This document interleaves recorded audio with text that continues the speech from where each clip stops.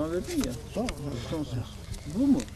Hiçbir tebligat gelmeden, hiçbir bildiri gelmeden direktmen bize 2 milyar 450 milyon lira icra kağıdıyla karşı karşıyayım. Hiç suyu kullanmıyorum. 3 senedir hiçbir tane dikili ağacım yok. Sulama birliği veya sulama şeyim hiç yok. Bağlantım hiç yok. O yüzden hatta benim amcalarım, onlardan dolayı bizim burada şu anda kullanmadığımız takdirde bize şu an 13 bin lira bir şey var. İcra kağıdını karşı karşıyayız. Yani biz mağduruz. Bizim mağduriyetimizin giderilmesini istiyoruz. Sayın Tarım Bakanlığımızdan, Sayın Cumhurbaşkanlığımızdan, milletvekillerimizden. Biz sayın milletvekillerimize oy verirken bizim sorunlarımızın giderilmesini istiyoruz. Bunlar bizim sorunlarımızın giderilmediği takdirde sayın milletvekillerimiz vatandaşına sahip çıkmadığı zaman bunun hangi şeyine karşı karşıyayız? Benim hiç kullanmadığım takdirde bak görüyorsunuz icra kağıdı elinde, icra kağıdıyla karşı karşıyayım. Yani mağduriyetimizin giderilmesini istiyoruz. Başka bir şey istemiyoruz biz. Kullanırsan bizim tamam devlete karşı boynumuz kıldan ince. Ama bunlar şu anda sulama birliği bizden haraç istiyor. Başka bir şey değil bu. Bu bir haraçtır. Ben kendi görüşüm budur. Yani bunun gideri bir an sulama birliğine herhangi bir gittiğin zaman sen Cumhurbaşkanı'na ulaşırsın. Sulama birliği başkanına ulaşamazsın. Hani öyle bir şeyine karşı karşıyayız. Mağduriyetimizin giderilmesini istiyoruz. Sayın milletvekillerinin sesimizin duymasını istiyoruz. Sayın Cumhurbaşkanımızın sesimizin duymasını istiyoruz. Başka bir şey istemiyoruz. Biz mağduriyetin. Burada şu anda 460 kişi icraya şu anda verilen mağdur var. Bu mahallede. 2020 borcumun son taksitini ödemeye gittiğimde dediler ki bizden ilgin alakan yoktur, seni icraya vermişiz. Gittim, bize bir evrak, bir duyuru falan gelmeden borçlu olduğumuzu söylediler. Yapılacak da bir şey olmadığını söylediler. 2 gün üst üste gittim başkanla başkanla da görüşemedim. Mağduruz ki nasıl mağdur? Bu seneki fiyatı da yükseltmişler. Dönümüne 88 lira bir rayiç koyduklarını duyduk. Buna da çok üzüldük. Daha bu borçları ödemeden ikinci bir borç daha çıktı. Talebiniz nedir? Ne istiyorsunuz? Talebimiz bu işin zamının durdurulması, bu icra kağıtlarının gelmeden, tebligat falan yapılmadan niye bizi bu şeye veriyorlar, icraya veriyorlar?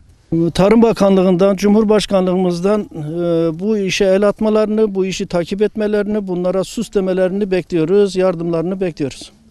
Yani önce tebligat gelseydi başvurduk, ödemelerimizi yapardık. Hatta biz 3 senedir kullanmıyoruz bu suları, yeraltı kaynaklarını. Bizim kendi sondajlarımız olduğu halde bizim bahçemiz kurudu, kullanmıyoruz. Sade biz sebze ekmiştik, onda kullandık yani. O da ayda yarım saat falan gelip baktılar da. Şimdi tebligat gelmeden icra kağıdının gelmesi mantıksız bir şey. Direktmen yani muhatap olmadan icra gönderdiler bize. Şu anda da muhatap olmuyorlar. Avukatlara yönlendiriyorlar. Avukatlarla gidin işinizi halledin diyorlar. Yani bu devlet büyüklerimizden, milletvekillerimizden, ondan sonra Cumhurbaşkanımızdan buna bir el atmalarını, yardımcı olmalarını istiyoruz. Başka da yani çok kişi mağdur burada çiftçi olarak. Bu pandemi sürecinde çiftçilerimiz zaten mağdur. Bir de bu icra kağıtlarına şu an mesela amcamın oğlu kamyonu satacaktı. Üstünde icra var. Bu sulama birliğinin icrası var. Arabasını satamıyor. Ondan sonra kredi çekecekler. Çekemiyorlar bu icra yüzünden. Ufak icralar yani az olduğu halde mesela diyelim ki bir iş yapamıyorlar. Avukatla muhatap ediyorlar bizi. Direktmen avukatlarla işinizi halledin diyorlar. Sulama birliği muhatap olmuyor. Buna bir el atmalarını, buna bir yardımcı olmalarını istiyoruz. 2018, 2019, 2020 yıllarına ait ödenmemiş su borcu 2070 lira. Falan gelen icra kağıdı. Bu da 2019 yılına ait ödediğim su faturamız. 2019 birini komple 818 lira. Bu mahkemeye verdim. Sonuç gelen 813 lira. Onu da Ziraat Bankası'na ödedim. Dekontum da burada. Bu da 816 lira ödedim bu senenin borcu. Burada yüzlerce kişi çiftçi mağdurdur.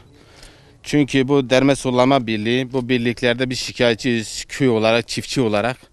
Çünkü benim gibi mağdurlar çoktur.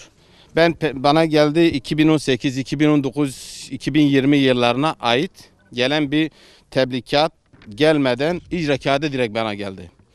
Ben de Derme Sulama Birliği'ne gittim, görüştüm. Dedim ki ben durumum böyle bir tebligat kağıdı bir şey gelmedi halde icra kağıdı niye bize geliyor? Bana dedi ki sizin burcunuz var.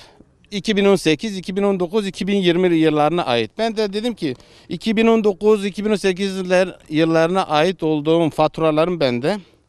Gösterdim faturayı oraya. Yok dedi. Şöyle böyle ödeyeceksin bu parayı. 2070 lirayı. Ben de mahkemeye verdim. Mahkeme sonuçlandı. Gelen bana para 815 lira götürdüm, yatırdım. Diğer çiftçi arkadaşlarımız burada çoğusu mağdurdur. O dekontları da kaybetmişler.